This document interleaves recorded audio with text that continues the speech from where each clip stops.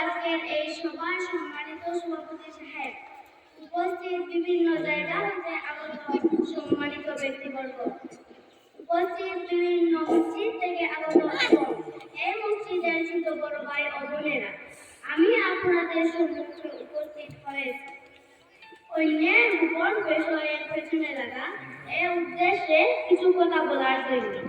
যদি আল্লাহ আমাকে কিছু বলার তৌফিক দান করেন তবে আমি কিছু কথা বলবো ইনশাআল্লাহ। অন্যের উপর বিষয়ের পেছনে লাগা, এরপর আল্লাহ বলেছেন গোয়েন্দাগিরি করো না।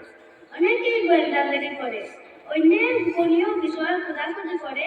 অন্যের জীবন নিয়ে আমাদের অনেকেরই কৌতূহলের মাত্রাটা খুব কুঞ্চিয়ে কারো ব্যক্তিগত ব্যাপারে নাক না গলানোর জন্য পেটের ভাত হজম হতে চায় না। অন্যের জীবনের ব্যক্তিগত জায়গাগুলো নিয়ে নিঃসংবাদে আমরা প্রায় হঠাৎ মন্তব্য প্রশ্ন করে বসি, যেমন আপনার বেতন কত, বাচ্চার মৃত্যু না কেন, আমি শুনছি আপনাদের নাকি জীবন হয়ে যাচ্ছে। কারোর সাথে অত্যন্ত মনুষ্য না হয়ে যে এই ধরনের প্রশ্ন করতে পারা যায় না, এই চেষ্টা আমাদের অনেকে নেই। অন্যের দোষ ত্রুটি বিচ্যুতি কিংবা ব্যক্তিগত ব্যাপারে উদ্ধার করতে পারাটাকে আমরা বিরাট সফলতা মনে করি। অন্যের এমনটা করবেন না, অন্যের দুষ্কৃতি দেখে রাখবেন। অন্যের দুষ্কৃতি দেখে রাখলে আল্লাহ আপনার দোষ দেখে রাখবেন।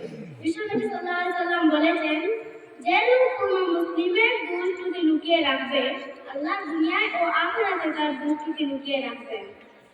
আমি আপনাদের অনেক মূল্যবান সময় নষ্ট করিয়াছি, আর কোনো ভুল ত্রুটি করলে ক্ষমা করবেন।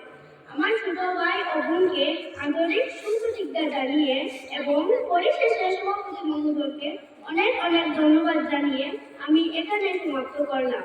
ওয়া আখিরু দাওয়ানা আনিল হামদুলিল্লাহি রাব্বিল আলামিন। আসসালামু আলাইকুম।